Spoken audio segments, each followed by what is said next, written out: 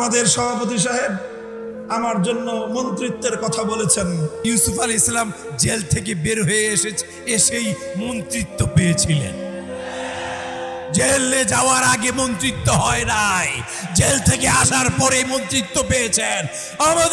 আমি আশাবাদী, আমরা আশাবাদী, এবার যদি আমরা বৃহত্তর ইসলামী ঐক্য গড়ে তুলতে পারি, অবশ্যই অবশ্যই আমাদের মজলুম নেতা মামুন এই দেশের মন্ত্রী হবেন। এদেশের মন্ত্রিত্ব মামুন সাহেবকে হাতছানি দিয়ে ডাকছে। মন্ত্রিত্ব সাময়িক বিষয়, মন্ত্রিত্ব সাময়িক বিষয়।